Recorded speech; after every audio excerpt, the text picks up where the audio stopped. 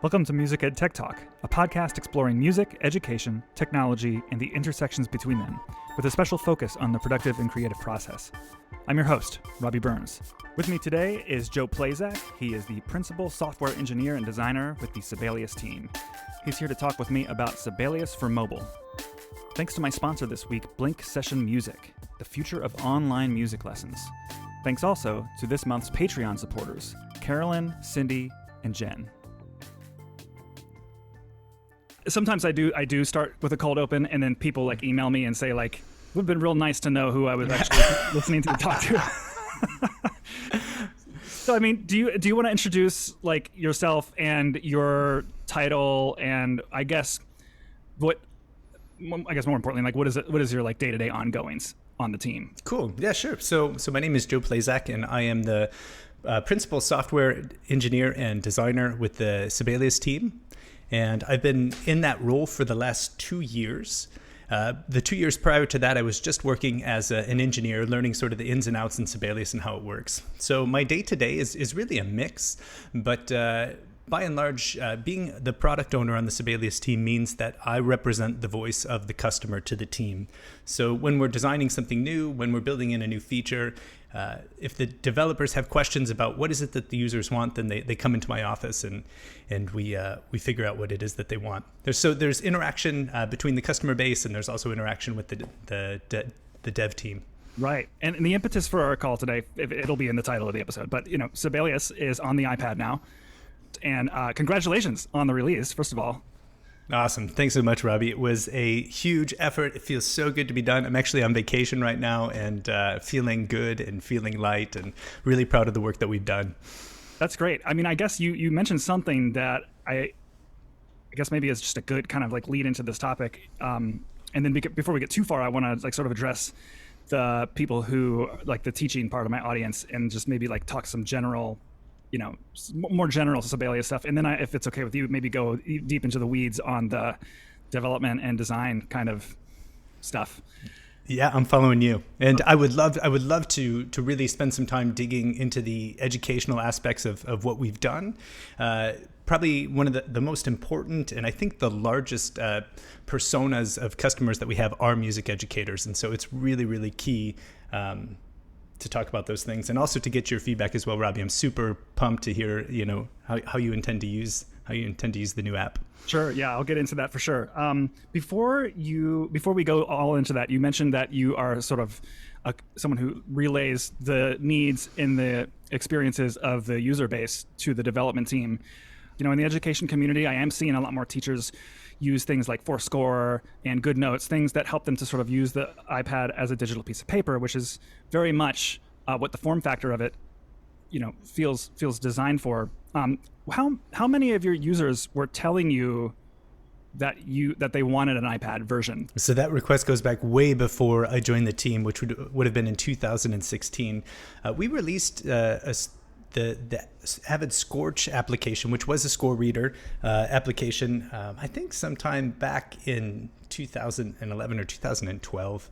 And from then on, people were talking about the possibilities of what we could do with Sibelius on an iPad. So I'd say for the last decade or so, it's been probably the number one or number two request that we've gotten from our customers. Okay, wow.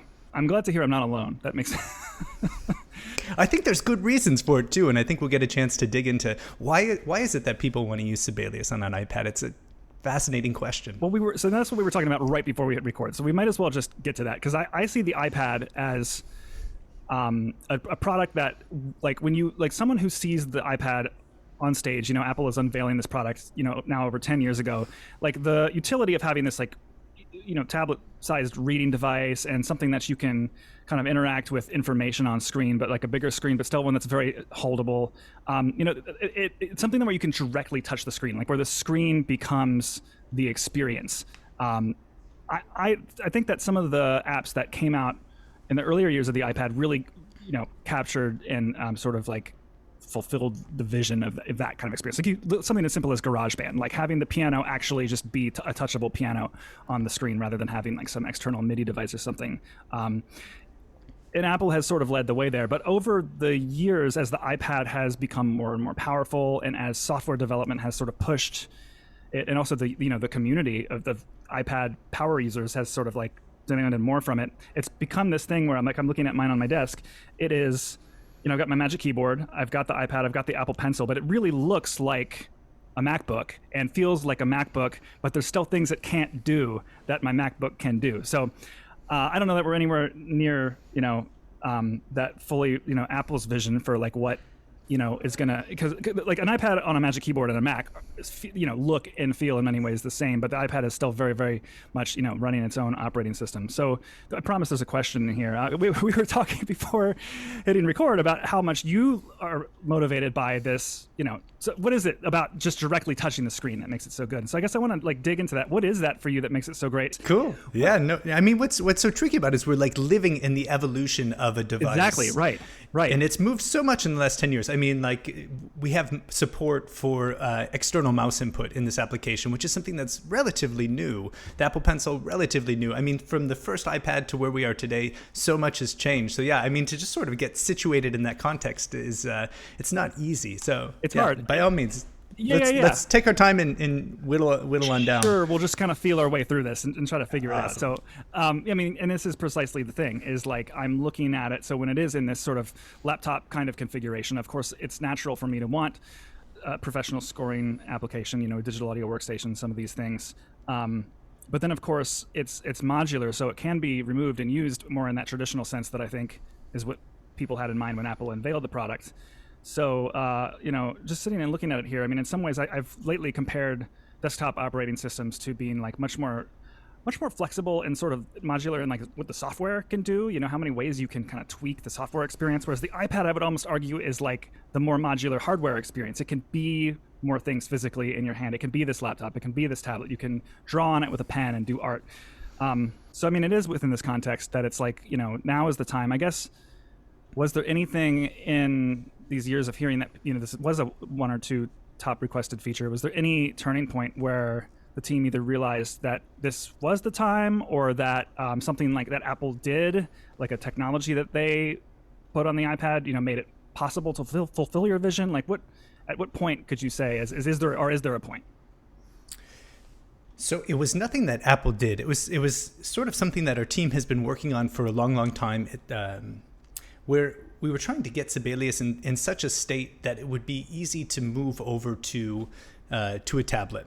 So I think in terms of what's the catalyst for finally, just telling the team that this is what we're going to do, it's that we had finally gotten the technology where we needed it to be and up to date and healthy enough that moving it over to the iPad wouldn't take so much time. Now, going back a second to talking about the fact that the iPad can do a lot of things, it's got all this potential. Some things we tend to gravitate towards and do on the iPad. In psychology, and when we're talking about perception, so my background is in music perception and cognition. One of the things that we talk about a lot is the difference between proclivity and capacity. So I think we can look at the iPad and say, what's the iPad capable of doing versus what is sort of natural and what will I actually do on an iPad. And so you mentioned the piano. I think the piano is a great example. So the instruments that are built into GarageBand are super cool. They're beautifully designed. They just, you see them, you can't help but sort of reach out and start interacting with them. It's this gorgeous experience. But at the same time, given an on-screen keyboard or a physical keyboard, what is it that you're going to prefer to use? And there's something, tactile and really awesome about working with an acoustic instrument that's not quite captured in the digital realm. That sort of feedback that you get from it, that sort of visceral, tactile experience of reaching out and touching something. It's a whole nother sensory vibe going on there. So I think, what's a really cool question to sort of sit down and think about is, yes, you can do what can you do on both a desktop computer and an iPad? And the question is, where do you tend to do it and why? So typing email. So you're more likely to type out emails on your laptop computer, your iPad, and why? And I think for me, it's very obvious. I would always sit down and do an email with a physical keyboard. Then we get into that as well, which is that sometimes the iPad has that as a capacity. It's got an external keyboard, and sometimes it doesn't. So it's this sort of morphing thing. And I guess it's one of the big design challenges for designing for the iPad as well, is you can never make an assumption that a user is going to have something, but you can pretty much rely on the fact that a user is always going to want a way to do it regardless of what's hooked up to their iPad. And so I think that was one of the big things that we did. A lot of people looked at what we did and said, this is sort of like a stripped down, limited version of Sibelius. And from the designer perspective, I actually think, we actually took all the things that we can do in Sibelius and we had to invent new ways of doing them. So to me, it's not a limiting release. Like, to me, it was like, making the problem space twice as big. But, perspective is everything on that. Yeah, well, it's like when you're thinking about developing in both of those contexts, like a keyboard attached with a trackpad or a mouse, and also in this tablet mode where you're interacting with touch and Apple Pencil, which we'll get to, I guess, in a little bit.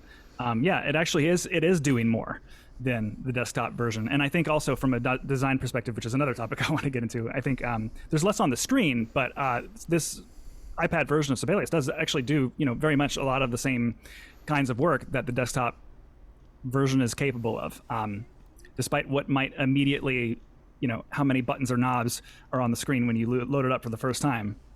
Yeah, indeed. Yeah. So, our desktop version has about 400 buttons and icons in the ribbon that you can click and interact or that reflect some sort of state. And our new application has 8. So we've reduced things by about 400%. Now, we're not done. I keep telling everybody, we may add more buttons, but that was one of the things that I challenged the team to do from the beginning is how long can we go? How much functionality can we get before we add a single button? And so we went a long time. And the thing that was cool about that is it forced us to use gestures that are native to the Apple device. It forced us to bring in things like the native cut, copy, paste, swipe gestures and undos. We made sure that we did all of that without a user interface first, which I think is why we ended up with an application, a version of Sibelius that feels somewhat native, even though it's very much still just it's just Sibelius. Okay, that's definitely the direction I want to take the majority of this conversation. But let me just first say that for teachers who are listening, I think it's worth just kind of going over what are the current versions of Sibelius. Because one thing that I appreciate about this release is, and I for a long time have thought that Avid is very well positioned to be a company who puts forth one of these offerings on iOS because the business model is, I don't want to compare you to other companies if these are companies you do or don't want to be compared to, but like Adobe and like Microsoft Office come to mind as like you're sort of subscribing to this experience and then you're just sort of getting it on all of your devices. You're paying one time per month. Or in the case of the free, Sibelius First, it is free. So to anyone listening, you can go download this app and do a whole lot with it right this very moment. But what's cool is that also like your tiers and like the features that come associated with each of those 3 versions is kind of like similar on iOS and on the desktop. So do you want to kind of cover those real quick? Yeah. And let me back up just one step further. I think it explains sort of the evolution of the product. So Sibelius for a long time has been available for Windows computers or on Apple computers, and having a shared code base for that is a technical challenge in its own right, but it's something that we had solved long ago. Moving forward, we decided at some point that we wanted to have a single binary for the different tiers of our product. So what that means is that whether you're running Sibelius First, which is our free version, or mid-tier Sibelius, or Sibelius Ultimate, it's the same program. You don't download a separate program. You don't install a separate program. It's the same program. It's just it all runs and it determines which tier you're entitled to, and then you get those features associated with it. That is another technical challenge in its own right. But again, it makes our lives easier as we sort of add features in or out. We don't have to worry about shipping new versions of product, this tier, but not this tier and whatnot. So now going to today, the next step in that evolution was to also make Sibelius run on mobile devices as well. So that's where our iPad app comes in. Again, it's the same code that we use for running our desktop version of Sibelius on Windows or on an Apple computer in 3 different tiers, but now it also runs with this whole new layer of interaction that's built in on top of it. So sorry for the technical rant there. I'm going to get right back to your question now, which is what does this mean for people who are interested in what we offer? So we offer Sibelius in 3 tiers, regardless of whether you're on a desktop computer or whether you're running our mobile application. And those tiers are primarily determined by the number of staves that you can have in your score. So Sibelius First, which is our free version, it's free on desktop, it's free as a mobile application, allows you to have up to 4 instruments in your score. And for our mid-tier of Sibelius, that allows you to have 16 instruments in your score. And for Sibelius Ultimate, it's unlimited. Now, there's a few other things that go into each tier, certain features that you may need. And we have a huge comparison chart on our website that sort of spells out what it is that you get in each tier so that users can figure out in advance, I need Ultimate, or I can get by with mid-tier, or I can do everything that I need in Sibelius free, and that's going to be it for me. Yeah.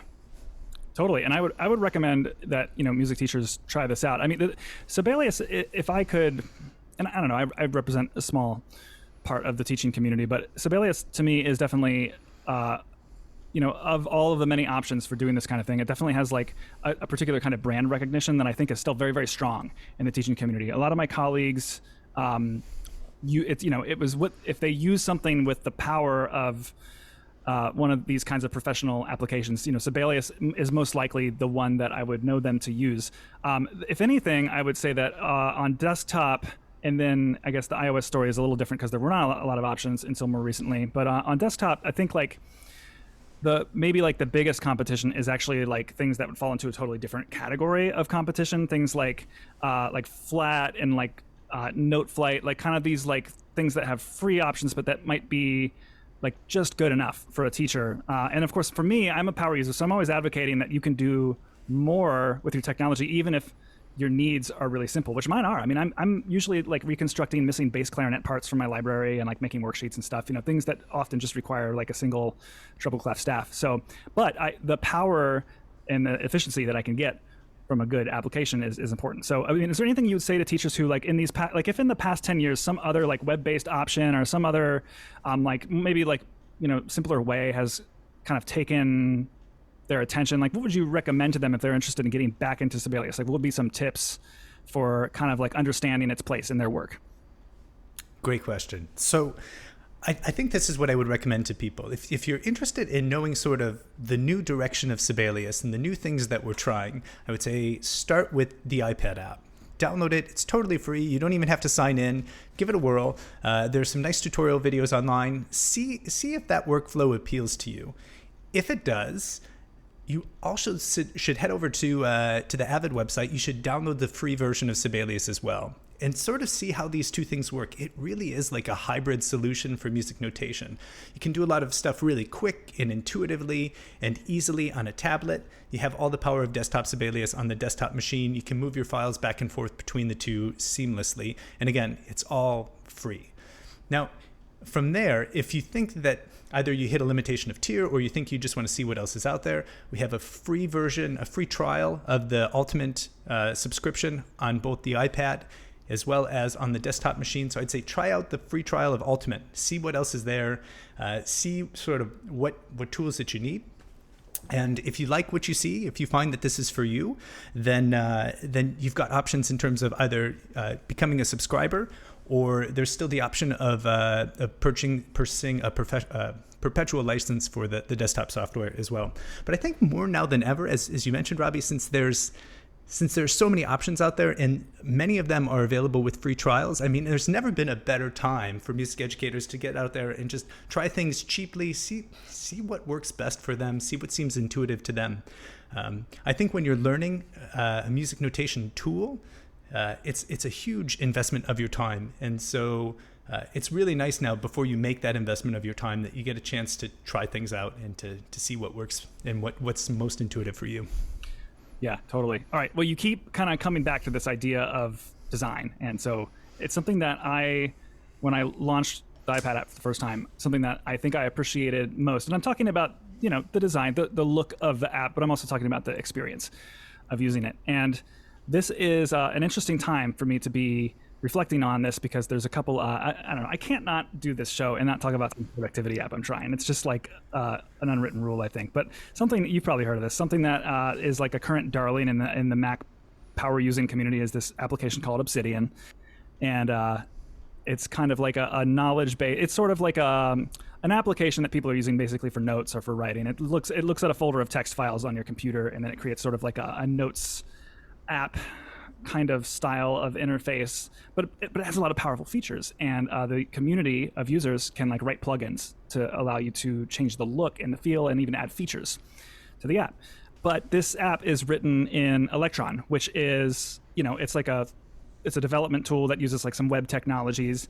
So it's like one of the apps in my productivity workflow now that doesn't like look and behave the same way that my other Mac apps, for example, which is, my primary desktop platform of choice. So it, it has a different design style, like certain keyboard shortcuts don't work, like resizing the window behaves sometimes weirdly. Like there's a whole lot of things that come into play, but to their credit, it's the same experience on all of the different devices where I use it. So it's kind of like, there's this idea of like making an experience that's native to the platform, and then there's this idea of having an experience that's native to your app, and then like what is the brand? Is the brand your app and that experience, or are you making someone feel at home on the device? And what I appreciate about the Sibelius on iPad release is how much from the moment you open it up, it doesn't, it does show you, Sibelius, it says what you're opening, has a little splash screen, but then like it takes you to the Apple Files app interface, which is like if you have a Sibelius file in your iCloud or your Dropbox, you'll see the recently opened Sibelius files from your desktop immediately, where in the same file hierarchy from your Mac, say, if you're using like iCloud or Dropbox or something like this. So, and that is a convention that Apple's own apps and lots of the great document-based third-party apps, like the Omni Group, who makes Omni Outliner and things, they follow this same convention. So I guess like Sibelius, and that's not the only way that Sibelius behaves like a good iOS citizen, but I guess I'll just, since it's the first experience you have when you open it, do you want to talk a little bit about the decision to use that kind of file system? And I guess we'll get to some of these other iPad native features.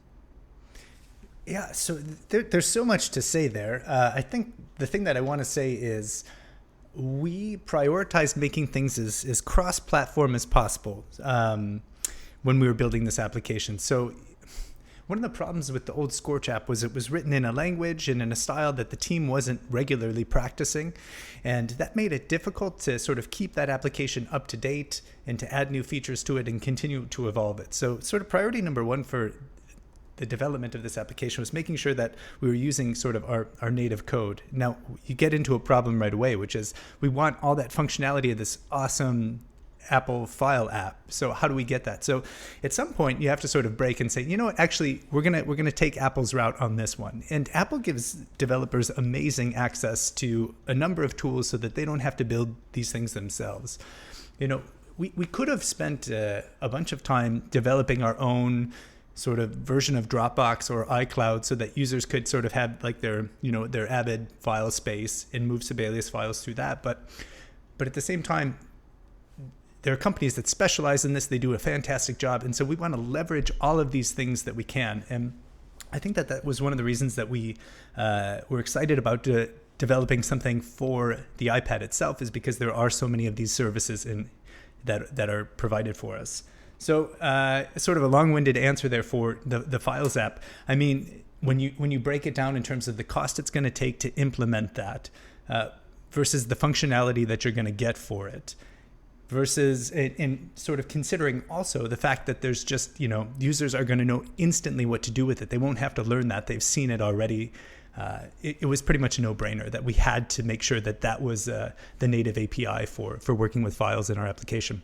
Yeah, I think your answer highlights that you're sort of like almost walking two paths. Is like the core experience of the app and the code base behind it is written in, not using necessarily Apple's technologies because you need to be cross-platform, but you are able to, when you're developing it, you're able to combine some of those technologies with some of the things that Apple provides. Like, for example, seeing all of your files in the same interface as their native Files app. And it sounds like it's not really maybe that hard to do for your team. No.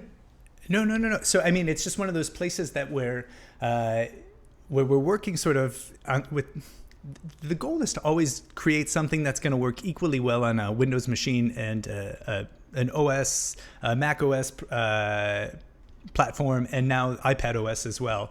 And so when you dig into something like the Files app, you're starting to break from that model. It's not going to work on a Windows machine, right? So, but at the same time, you have to sort of weigh the decision at that point. Do we write something specific for this device? Is it worth it? Is it worth sort of the benefit that we get from it?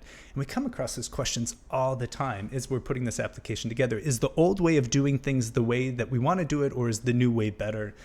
it's a double-edged sword. I mean, yes, we get a lot of functionality from the having the files integration, but at the same time, when Apple changes something in the files integration, then it will be our responsibility to make sure that we're still compatible with the way we talk to that app and back and forth. So there's a lot of factors that are going on there, but I think the decision to go that route, especially the decision to have sort of a simple way of moving things, opening files from the cloud, saving things back to the cloud, was definitely worth the investment that we made. Yeah, and for someone who thinks that this is a little bit in the weeds, you want to know like how this benefits you. The experience is that when you open a Sibelius file, for example, do some editing on the iPad, and then close the file, it's actually saving the work back to that same exact location. So you're not duplicating a copy into your own platform, which is long ago. That is actually how all apps had to work on the iPad because there was no proper filing system. So I think it's great. I mean, I think it's great. And then it allows you all to basically, this is like diminishing the actual work behind it, but code once and then like release like multiple places. I know it's not that simple, but it allows you to keep at least the core familiar experience of Sibelius consistent while adding some of these native iPad things. Yeah, absolutely. You're talking about those cloud-based workflows. I just want to share a story from sort of the evolution of our application where we went wrong. So when we first added in a button to go back to that files application, so in Sibelius, it's the button in the upper left-hand corner of the toolbar. You tap that button, and right now what it does is if you have no unsaved changes, it just brings you back to the file browser. But if you do have changes that were made in your file, it asks you what you want to do. It says, do you want to save this? Do you want to save and close it? Or do you just want to close it without discarding? One of the mistakes that I made, at least in the early phases, was I had the default when you hit that button to not pop up a drop down and ask you what you wanted to do. I had it assume that you wanted to save and close. And what we found out real quickly with our first round of alpha testers is they would open up something from the cloud, say, like a film score or something that they were working on that's like actually in production and getting ready to go. And you can tell that like they're getting ready to tap that button and save in all the terrible changes that they've just made. And it was this sort of, this heart-dropping moment where you think, please don't touch that button. I didn't mean to put that functionality there. So what you had to do before, and you can still do it now, is long press that button in the upper left-hand corner and it opens the drop-down. But now instead, if Sibelius doesn't know what to do, it doesn't assume that you want to save and close. It just now asks you. And so, I mean, that's the fun of designing a product and getting some things wrong and getting some things right. But it was really the cloud-based workflows that made us realize how scary it is, when you don't have the option to sort of like save a copy of something. It's in the cloud, it's live, it's there now. Well, and professionals are used to this idea of like an app being like a workstation, there's even down to the user interface. And I guess the comparison I would draw is like, I think most people who work with something like iWork, like Pages, Numbers, or Keynote, or some sort of document-based iPad app, kind of understand that, it's sort of imitating a piece of paper when you work with it. And there's like a little bit of simplicity to the workflow. Like it makes sense why something so simple could just sort of like auto-save and then like whatever state you left it in is sort of like the way that it's going to save it back to the cloud. But I think for long, we have such, such built up understandings of things like Pro Tools and Sibelius being these places where it's like, okay, like I'm going to like, it requires work from me in order to get going on the actual project itself. And so I think you've taken away that abstraction to some extent by, making that, opening up to that files.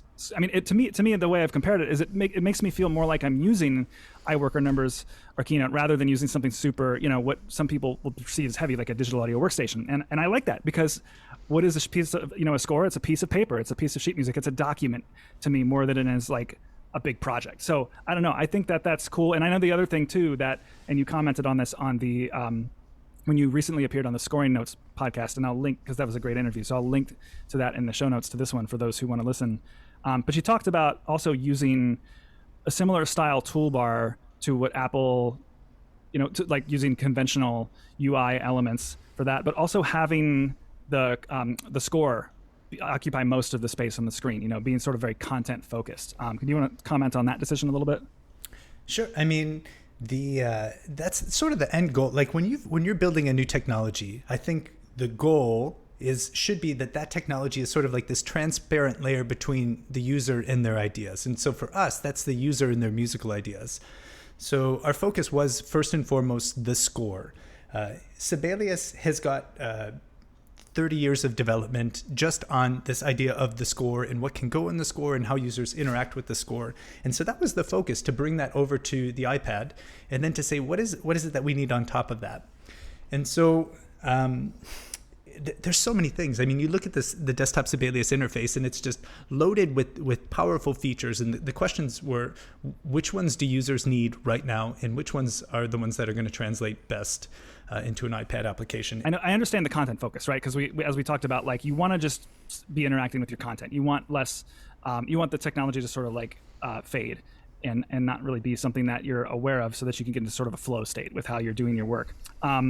And certainly, like, looking at Sibelius on my iPad right now, having 8 buttons on it, really, it removes this feeling like there's lots of buttons in my way. I just see what I need to. And for those who don't know, I think I've seen some like online criticism. I don't think that everyone who's tried this app understands that all of the features of Sibelius are there, but a lot of them are accessed through a feature that I believe is called, I think, command search is the technical The command term. search, that's correct. Yep, and this is a new feature for us. So if you were using Sibelius prior to this year, if you have an older version that's not a 2021 version, then this is not something that you know about yet. And what I like about it is that it is just like one singular place that almost all of the features of the app are accessible from just by typing. And as a keyboard, like a Magic Keyboard user, I love this because it's like, okay, what do I want to do? Well, all of the things that I would want to do that aren't basic note input, I can just like type it in a natural English. Like I want to add like a third high above the selected notes that are currently on the screen, and I just go to the command search and type in the word third, and then hit enter, and then boom, they're there. And crucially, that accessing the command search is a keyboard shortcut. So if you are using an external keyboard, you just tap that keyboard shortcut and start typing what you want, and it's there in plain language. Can you tell me what that keyboard shortcut is? Yeah, it's the command key. The comma key. Command, comma. They link up. Command, comma. Hold on. No, not command, comma. Sorry, just comma. I said command, I meant comma. Just comma. Type the comma and you'll pop up. Okay, that's going to speed me up a lot. Thank you. Yeah, no problem. I know and there's so many things that we thought about when we were designing this app that we knew had to be one-touch operations, but one-touch operation is different if you're working just with your fingers on the screen, or if you're working with a keyboard. There's another sort of idea of what sort of like a one command operation will do. But accessing the command search is really key. When we introduced the command search, which was in the February release of this year, we knew that this would be really important for our accessibility users who are blind and visually impaired users who use Sibelius to create amazing scores. This sort of simplifies the need to have to navigate a big complex user interface with just sort of one go-to place to access anything that they need. This feature is very much in evolution right now. You can expect a lot of really cool things to come to the command search over the next couple of releases. Cool, awesome. Yeah, I like it, and it's also in like these sort of like power user productivity circles. This is also like a really common trend, is to have sort of like one key command that brings up a place that you're searching almost everything. Not, OmniFocus is like a task app that I use, and Command O brings up this little like window on the screen where you start typing, and it's like looking for all of the project names and tags of that match that keyword, and then hitting enter takes you straight into it. So this idea of just sort of having like this one place where you get to everything, that makes sense to me. I can understand that someone might want some more buttons on the screen, as I'm sure you do, but I don't know. This really works for me, is what I'm saying. That's awesome. Yeah, and there's a whole sort of category of users who will love this approach, this idea of, I think of what I want, I just type that word into this one place, and then I choose from the list of options. And there are other people who are more visual. And so this is what I'll say about the current state of our mobile app right now, is there's 2 places where you can add things to your score. So one, you can hit the plus button, which we call the create menu. This is sort of like if you're a visually oriented person and you want to sort of look visually for something that you can put into your score, this is the place to go. Now, those same things can also be accessed in the command search. So if you're sort of more that power user type who likes to hit the keyboard and get what they need quickly, then you can use that place as well. But there's some overlap between the create menu and the command search, and I think in time we'll start to see them overlap even more and more. But it's really there for the 2 types of users. If you're visually oriented, or if you think more in terms of text and commands, you can use either tool. Right. Yeah, I love it. On the Scoring Notes interview, you said that in thinking about getting the content to be the center of the experience, and thinking about reevaluating all the things that maybe for years have been on the screen, and kind of thinking through, like, what of that do we actually really need to be on the screen?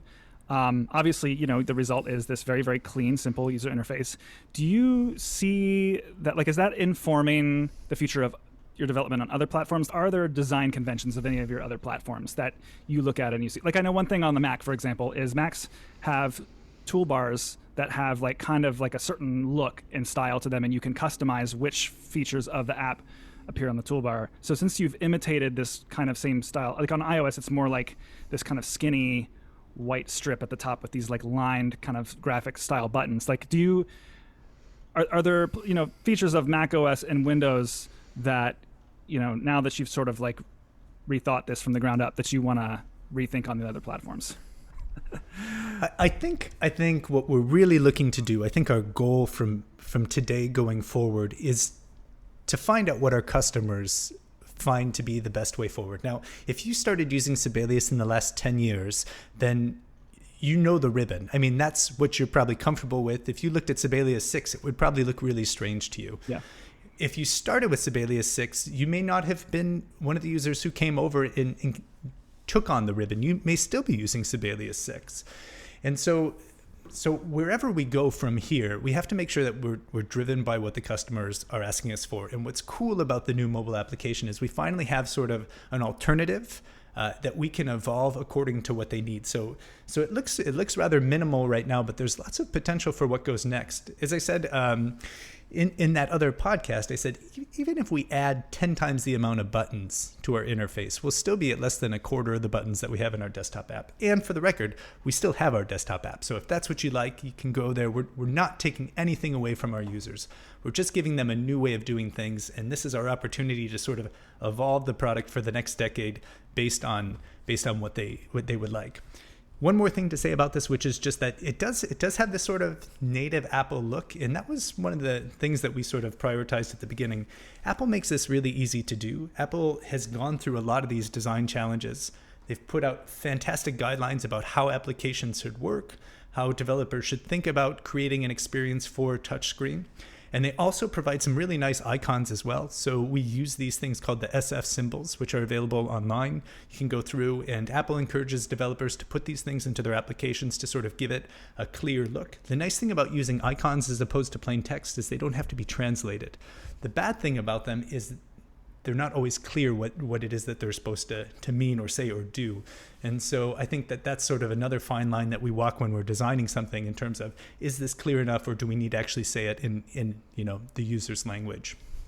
Yeah, makes total sense. Well, another native iOS feature that I really like, and I don't have a question about it, I just wanted to express thank you for doing it, is multitasking. So as I said before, I like to reconstruct bass clarinet parts or like make worksheets, but I'm often referencing something when I'm writing, and it's nice to put up Fourscore on one half of my iPad screen and then just put Sibelius on the other half, and then be able to do that with each half sort of occupying half. So I think that's very cool. Were there any I just want to jump in right on that and say that the fact that you have Sibelius on one side and Fourscore on the other speaks volumes about what these applications do and what they're designed to do.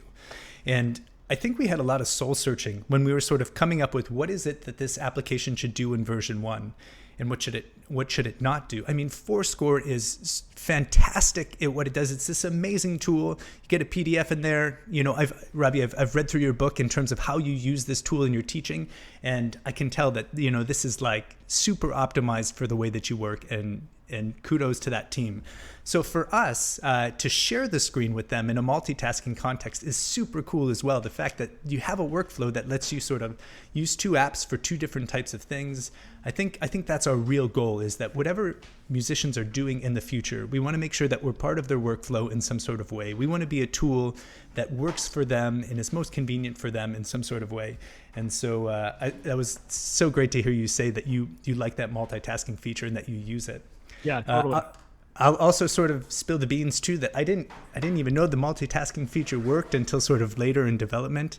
I was on the call with marketing one day and they had it up and they were doing some transcription back and forth, and I thought, Wow, that's amazing. And the reason that it worked is because we had been so diligent about not adding too much to the screen, not overloading the buttons, keeping it simple, and it made it such that you could compress the entire user interface of, this simple toolbar, and it would still work with other applications. And so that was a real magical moment for us to realize that the approach that we had taken had other benefits that we didn't even realize when we set out to do it.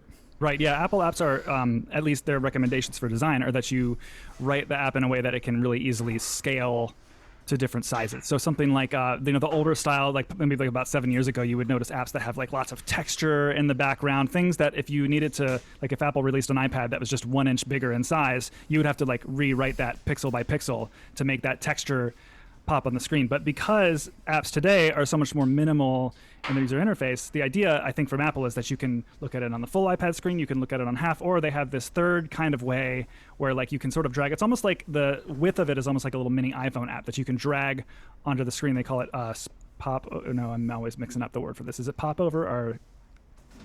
Doesn't matter. You can drag. I think it is. You can drag a little mini version of one of your iPad apps onto the screen in sort of like a referential way and sort of like swipe it on and off the screen. It's like a little skinny app. I've noticed that Sibelius even works in this mode. Like you can make a little iPhone size, like a tall iPhone size Sibelius, and you can still, there's so few buttons on the screen that you can still like make out lots of what's on the score, which is pretty cool. Yeah, absolutely. I mean, it's there's so many things about taking the focus and putting it back to the score and just saying that the score is really the interface. There were so many, what should I say, rewards from that investment, rewards from that process, and multitasking is definitely one of them. Totally. Were there any Apple apps or like really strong, like well-known or at least well-respected in your opinion apps that are on the iPad that you use to sort of draw inspiration from or as a model for designing? Yeah, that's a great question. So one of the things that I think was a design mantra was take a look at Apple's guidelines, their design guidelines, and of course, what they actually do in their own native applications. And so we did go back when we got stuck. We'd say, how does Pages do that? Like what's their solution for showing this or for moving this way? Or one of the things that customers really wanted, because it's sort of the desktop way of thinking, is when I'm in a file, how do I save a copy of that file as something else? And when you're working with cloud-based files, this is a real challenge. And so you go to Apple, something like Pages, and you say, well, how does Pages do it? They don't. So there must be, a reason for this. And so I think our development time was sped up and the design was sped up a lot by sort of looking around to see what other things were possible. Now, at the same time, you want to create your own application. Working in numbers is way different than working with, score writing. Working with text is way different than working with music notation. So there's a lot of things that you have to sort of solve on your own. But in terms of the overall look and feel of the app, the goal was to create a native looking experience from day one. And so I think we drew most of our inspiration from what Apple has done. Right. Yeah, that's really interesting because one of the things about iWork, just as an example, is that yes, Pages and Numbers those are very, very different kinds of programs, but I've always felt like I have a sense of place in them because I know that like, okay, I can pull this like sidebar up on the right side of the screen and that's going to be where I format anything that's selected on the screen.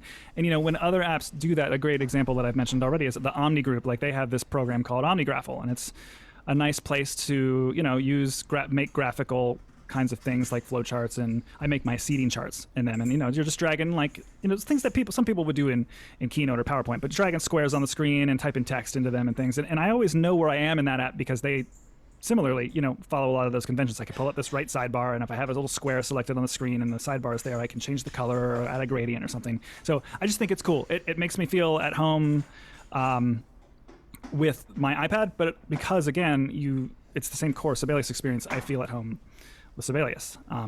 So very cool. Cool. Yeah, I think something else that we had to think about as well was light mode and dark mode. Again, this is not something that we deal with on our desktop applications, but there are all sorts of things that are sort of iPad specific, iOS or iPad OS specific, that are new ways of thinking for us, new challenges for the team. And it was just a great opportunity to sort of let let the legacy product evolve in new ways by putting it on a new platform. Yeah, I think that's cool. Well, I've sort of talked about all of these kind of native iPad features, except for perhaps the one that people are most interested in hearing about, which is the Apple Pencil. Okay, but before we talk about the Pencil, I'd like to thank Blink Session Music for sponsoring this month of Music Ed Tech Talk.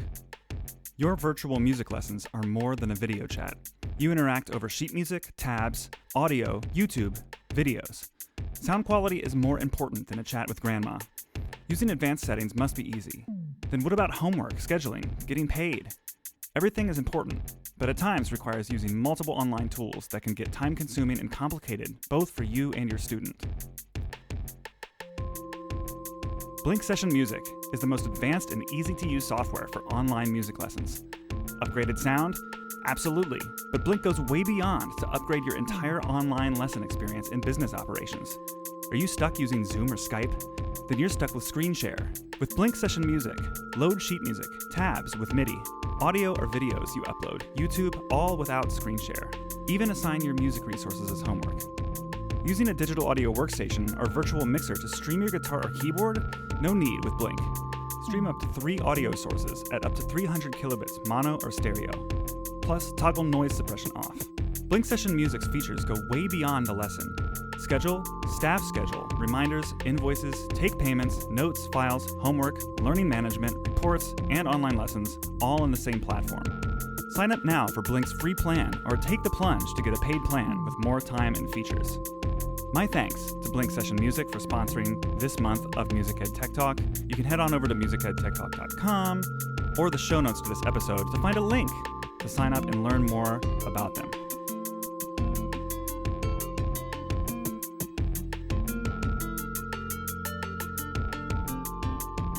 So, I mean, yeah, there's a history on iPad of scoring apps that use the Apple Pencil. I know one of these things that's common is like this sort of like handwritten thing, which, you know, I think most people who've used it have mixed feelings about it. There's a fluidity to it that has this appeal. You know, it's like, again, that flow state that you can get into. But you don't have a whole lot of recourse if what it translates into musical notation isn't the thing you intended.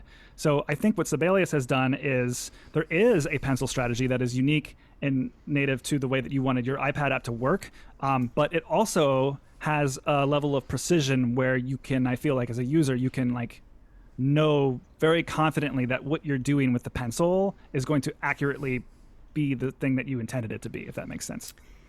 Yeah, we've really sort of chosen a middle of the road strategy from this idea of I can only input notes with buttons or in virtual instruments to this other side of the spectrum, which says draw whatever you want and the computer will try to interpret it. And we're sort of in the middle where you sort of have a balance of telling the computer what you want and also where it goes.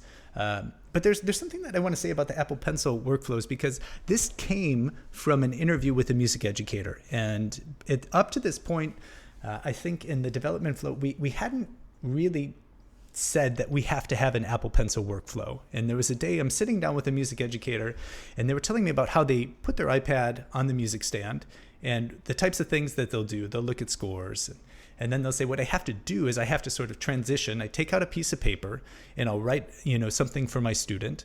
And the problem is it's on a piece of paper. So then I hand that piece of paper to the student and they go home with it. The next student comes in the door and I essentially have to do the same thing over again. I have to write that same musical example on the piece of paper again, and I give it to the student. Maybe the student loses it, so they come back the next week. I have to write it again for them. And clearly, there's some limitations to paper here. And so I said to this particular user, I said, go ahead and show me, let's try to put this into the application. Show me like an example that you would write down for a student. And it was just a really simple melody. And as they were sitting there, I was watching them put notes into the software with the keypad gestures at that time. And I thought, wouldn't it be so cool if they could do this with the pencil without touching any buttons at all? I mean, when they're working on a stand with real paper and real pencil, that's what you're doing. You don't have to touch any buttons in order to put in a half note or a quarter note. You just draw these things.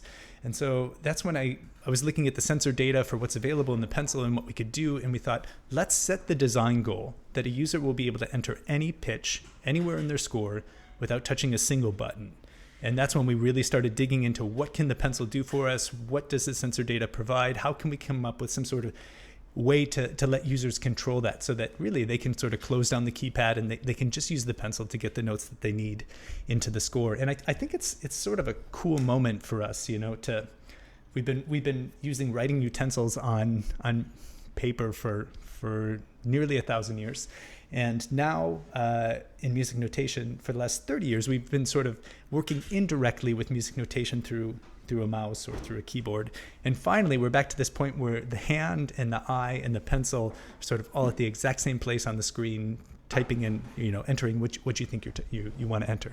Yeah, exactly. And my favorite way to do it in the iPad version is actually the way where you take the pencil and you don't necessarily, you can touch the place on the staff where you want the note to be. But what I like is, in the, now I cannot believe after all my years of using Sibelius, I'm forgetting the technical term for your, the thing that makes Sibelius most recognizable is it's the keypad, right? Do you call it the keypad? The keypad. We do. We call it the keypad. I'm thinking to myself, I'm like, that's the external tool that back when computers shipped often with keyboards that had keypads, that's the device that would be. So and anyone will know that they're using Sibelius when they open the iPad version, because the keypad is there right on screen. And it does work with the computer keyboard gestures of a Bluetooth connected keyboard, or in my case, the Magic Keyboard. But what I really like is that you can take the Apple Pencil and touch the rhythm, the duration that you want, and then just from that contact point, drag up and down to move the note on the staff up and down the lines and spaces,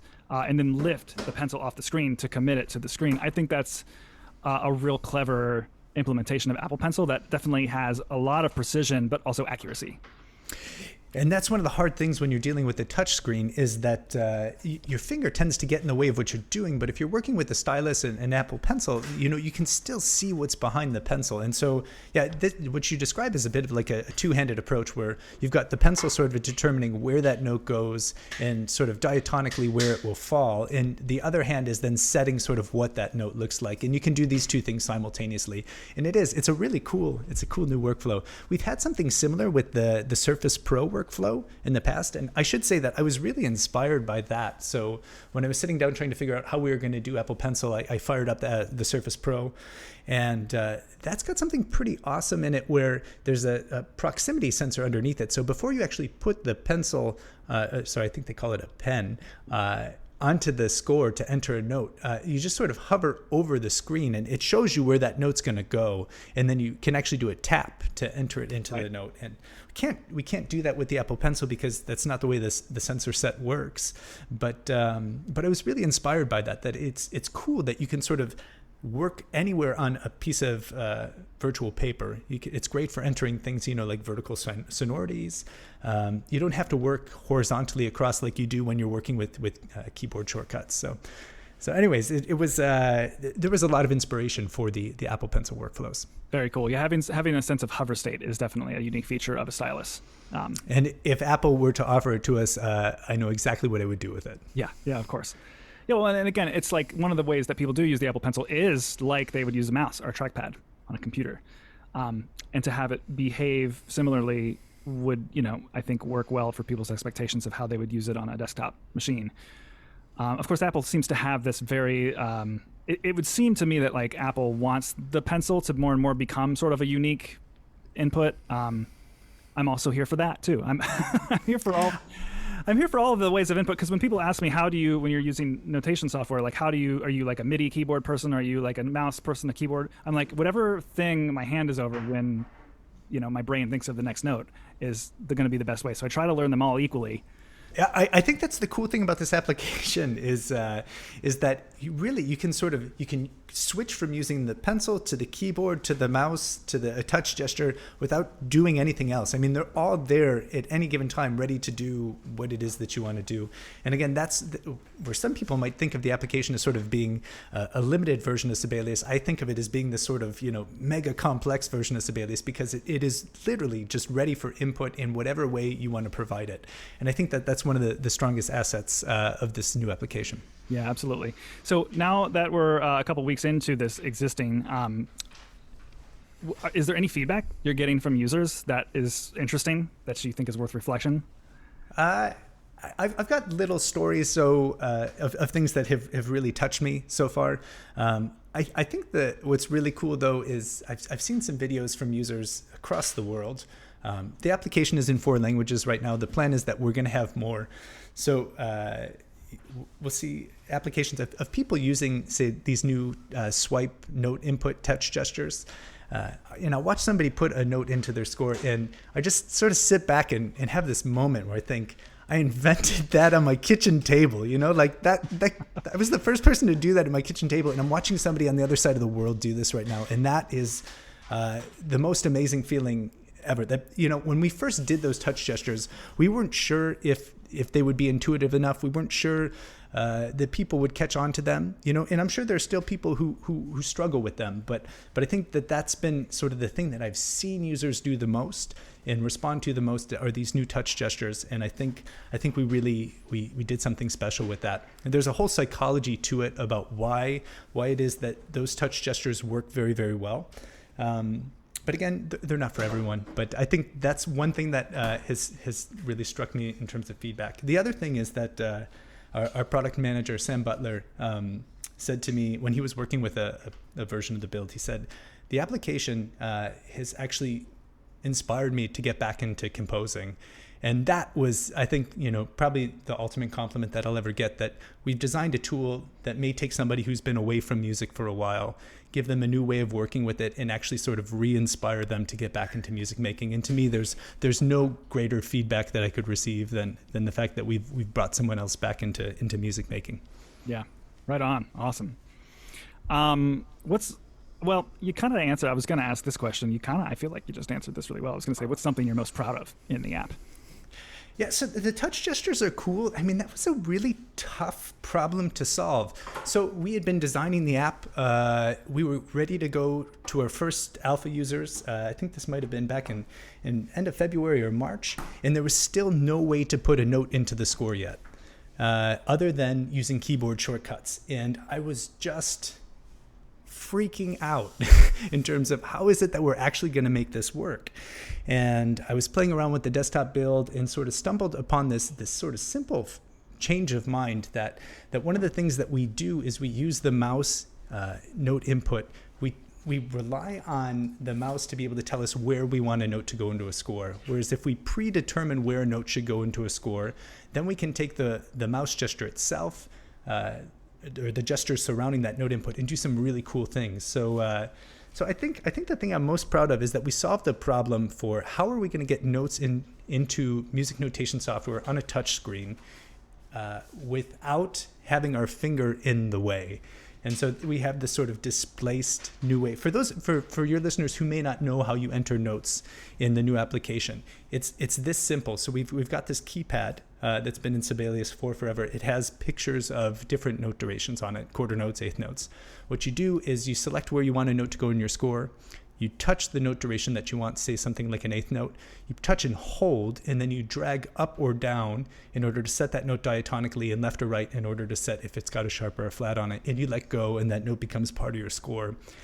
To me, this is one of the things that I'm most proud of. I mean, it's a super cool way of getting around a difficult problem, which is the fact that your digits are bigger than music note heads, and something's got to give when you're working on a touchscreen. Yeah, absolutely. That method was the one I was mentioning before, only with the pencil in my hand, because you can actually do that with the tip of the pencil, which makes it all the more precise. Ah, okay, cool. Yeah, so I mean, there's all these things that the application can do. You can also do it with the mouse as well. Right. So you can take an external mouse, or if you're using your trackpad on your Magic Keyboard, you can do the same thing, and it works. Okay, I didn't realize that, but that's super cool that that's working for you. Yeah. Well, I know you said you were down to do like Tech Tip app and Album of the Week, which is awesome. Yeah, absolutely, yeah, for sure. Yeah, right on. So we might as well head in that direction. But I mean, is there anything else that you feel like you want to say about this? I mean, to teachers, to composers, to anyone who might be listening, anything that you just want to add that we didn't cover?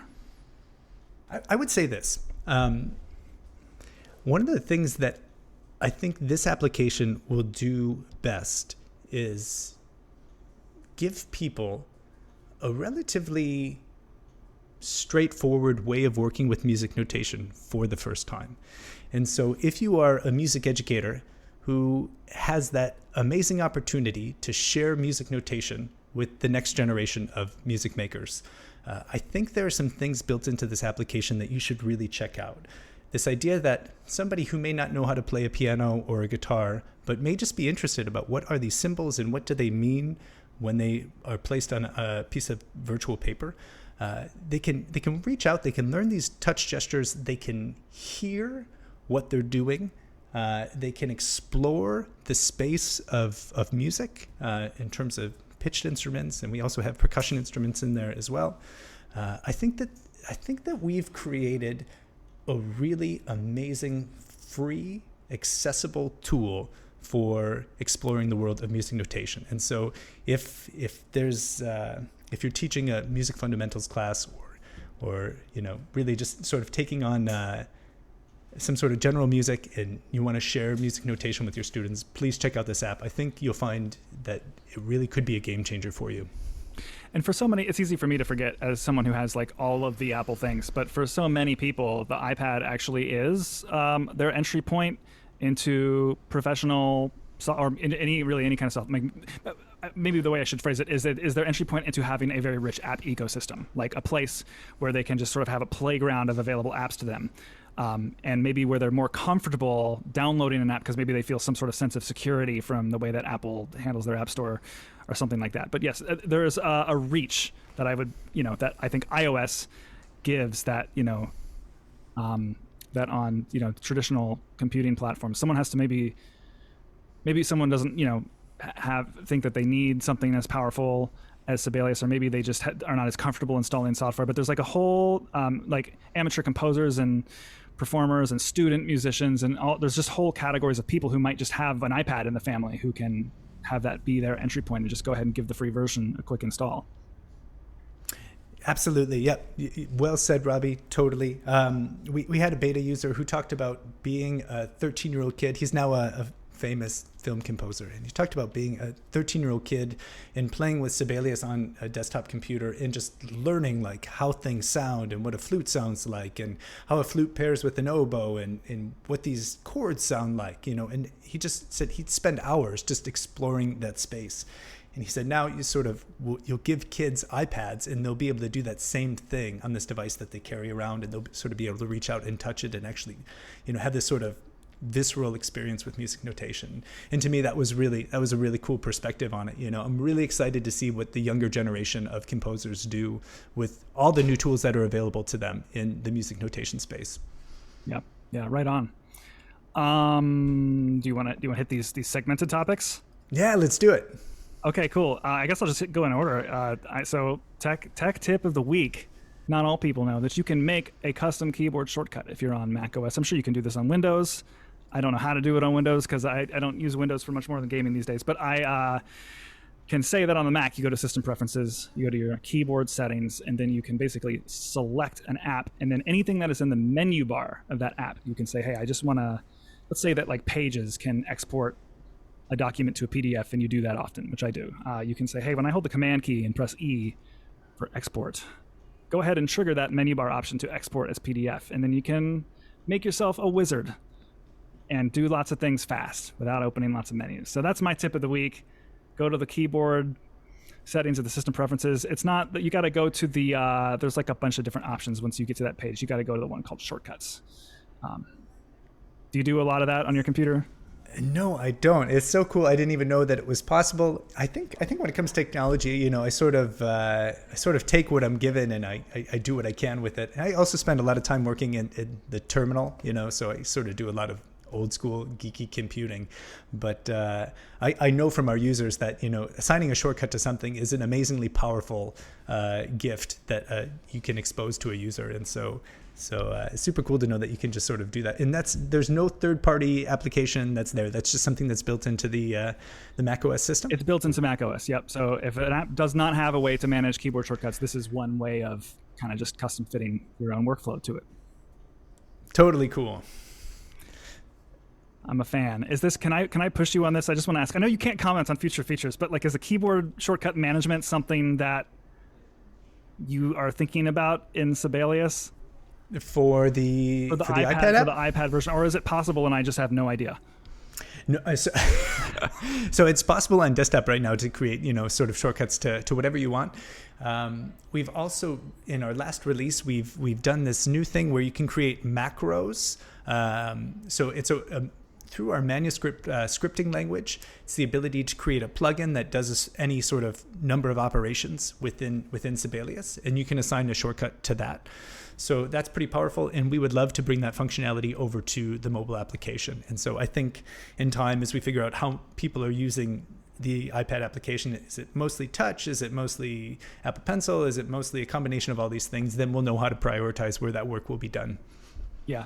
That's a good, the idea of like, because, I think when something is released that someone's really familiar with and it like doesn't have their one thing, I think it's the best way to summarize that is exactly what you've just said, is like, when you're developing something, at some point you have to ship it, and it's like you're always probably like taking so many requests from people and like just trying to prioritize what's the thing that has to go in this next release that's going to just be the best for our total user base, because it can't be everything. That's right. And I want to take a moment to thank the people that hop on the internet and just ruthlessly criticize the things that we do, because it's so clear when people do this what we need to do next. And so the people who go online and say things like, I need a keyboard shortcut for this, or you didn't hook up this, to me, I'm excited when I read these things. And it's one of those sort of, like proverbial hold my beer moments where it's like, just give me 1 week. I can take care of that. And it's crystal clear. So at the same time, it's also nice if you just sort of politely write me an email and tell me what you need, because I can take care of that too. But I'll take feedback any way I can get in any tone of language. Got it. Understood. Don't invite me to do that though. That can be. I've gotten so much nicer over the years as I've understood development and how it works more and more. Yeah, there's something. What the squeaky wheel gets the oil, and, right? Exactly. Yeah, for sure. So I've got a tech tip. It's super basic though, and I imagine everybody knows about it. But since it's been transformative for me, I wanted to share it with your users as well. So anytime you're typing anything on your iPhone or an iPad and you've made a mistake, I think what I've been doing for years is going back and tapping the word, trying to fix what I wanted to fix. But if you just press and hold the space bar, it's just like a life-changing thing for me. The on-screen space bar, you press and hold it and the keyboard goes completely blank, and your finger then becomes a movable cursor on the screen. And I think this is very akin to, what we've done with note input in Sibelius, where you sort of, now you're just using the two-dimensional space to place the cursor for where you want to fix a certain thing in a word. And for me, this has been transformative. And I know a lot of people probably already know about this, but if you don't, and you've made a mistake while you're typing a text message or an email on a virtual keyboard, press and hold spacebar and watch what happens. It's pretty cool. Yeah, it's a real piece of magic. I would even argue that it's more useful in larger form kinds of writing, like a note, like if you're taking a long note in the Notes app, because it doesn't just go left and right. Like it is like actually, a cursor that can move in all dimensions. It's like having arrow keys, like on a physical keyboard. And those are so useful, and we were so tempted to put those into the Sibelius mobile application. But then you see things like this, that people doing really cool things with sort of the XY space on their screen and touch gestures. And it's like, no. There's a whole new way to do this now, and this is what we should be doing. Totally. All right, I'm going to kick it off with an app of the week. Have you heard of CleanShot? No, tell me about it. All right, it is another one of these Mac things. I like my Mac utilities. This one, it's almost like the way. So for those who are Mac users, and actually some of these shortcuts work on the iPad too. Shift Command 4 and 5 will take screenshots of the screen. 5 will do the whole screen, and then 4. Wait, am I wrong or is it 3? I think it's Shift Command 3. Thank you. 3, yep. Yeah, 3 does the whole screen. 4 allows you to select a portion of the screen and then just grab that portion of the screen, which a lot of times people will do. Teachers do this all the time if they're making a tutorial, especially this last year where we're using technology all the time to teach virtually. You're taking a picture, like a screenshot of a piece of, web software where it's like you want to show the student, hey, click this button right here. That's your next step. And so you're doing this. Well, you can do this so much more easily with this shortcut, Shift Command 4. And in fact, a bonus tip before I even get to the actual tip, or app rather, is once you've initiated Shift Command 4, if you hit the spacebar, it allows you to grab just the window like it puts a little it turns the cursor into a camera, and then you hover over the window you want to grab, and then click on it, and then what it does is actually your screenshot, it like trims the edges off the window and even adds like a really pretty drop shadow, so it looks really nice and professional once you paste it into your thing. Well, anyway, so as much as I like that feature, CleanShot makes all of those features better.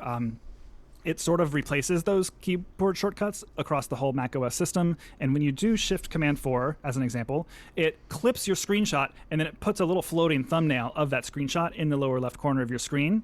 And from there, I'm going to do it so that I make sure I talk about this correctly. So you do this, and then from the little screenshot hovering in the lower corner of the screen, you can annotate it before you actually save it. So one of the things I do a lot is maybe I blur out some sensitive information, or I have a little like brightly colored arrow that points to something or calls something out.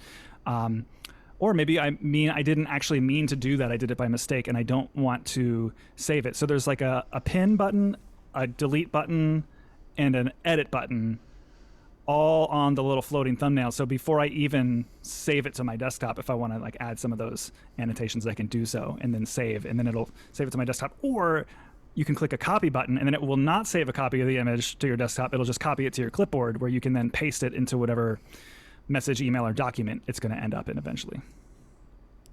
Totally cool. I love it. It's great for the blogging because I'm doing lots of screenshots of the software that I write about, so it speeds it up a bit. And Robby, is it a paid utility? I think so. This will be my other app of the week.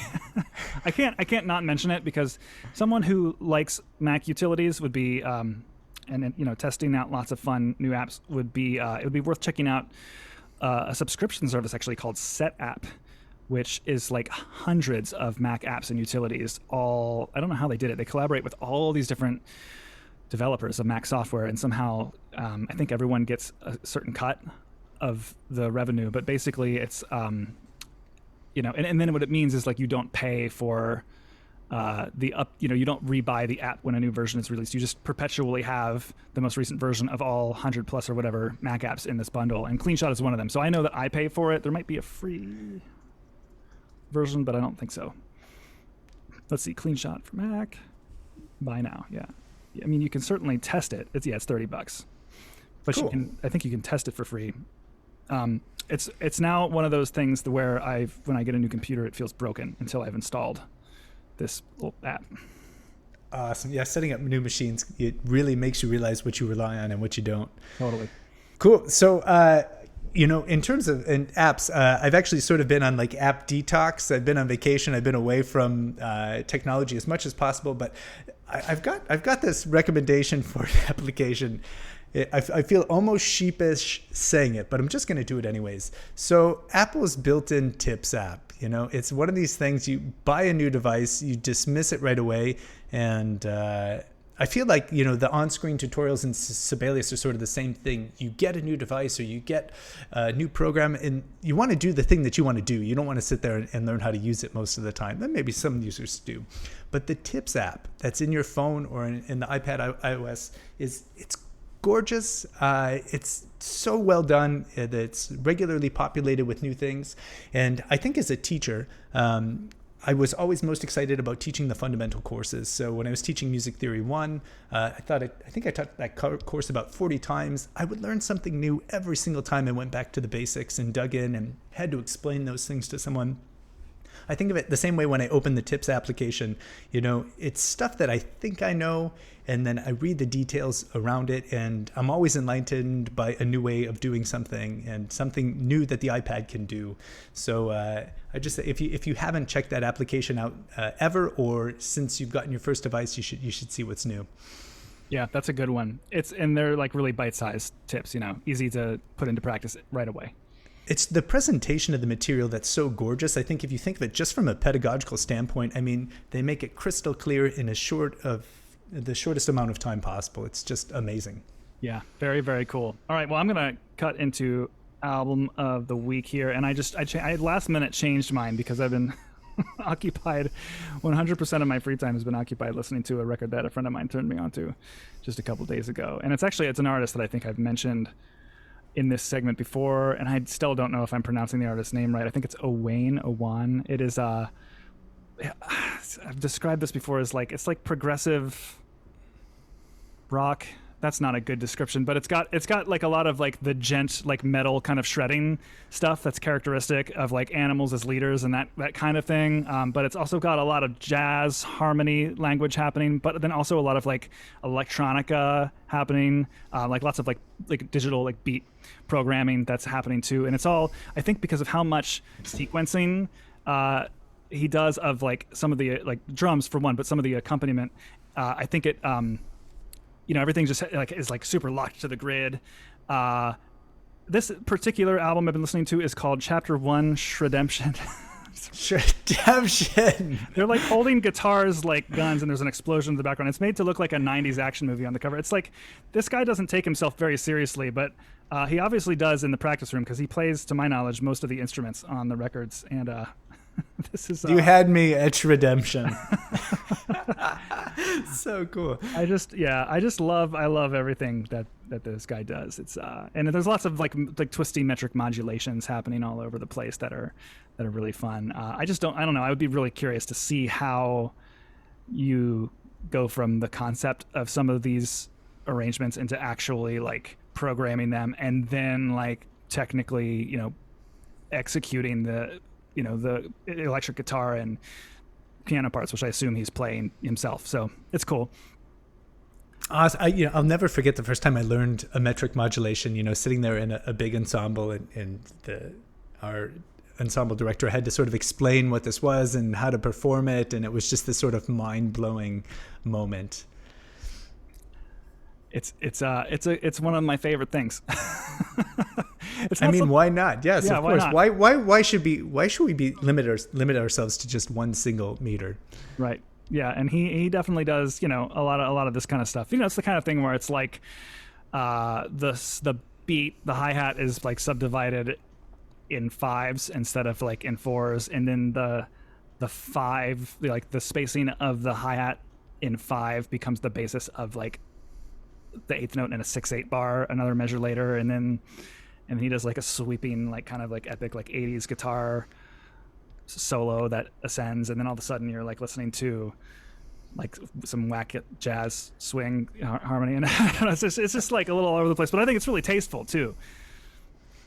Super cool. Sounds awesome. I will definitely check it out. Yeah. Cool. And on my side, I've got a bunch. I think I've changed my list like 3 or 4 times. But if we're sticking with album as opposed to like track or a piece, then something I've been listening to a lot lately is Pomplamoose has done a lot of French albums. And being in Montreal, the Sibelius team is based here in Montreal. We live in this sort of rich English-French environment. And so it's been really cool to hear them sort of put a spin on these French classics. The name of the album is Impossible à prononcer, and impossible to pronounce. And so Natalie does an amazing job. Her French is so good. I'm so envious. But it's just really cool to sort of sit down and hear such really nice production on these total classic songs. It's in many ways, it's like a fresh take on something that's old, and maybe that's playing into my Sibelius theme of the day too, like with our new way of doing Sibelius.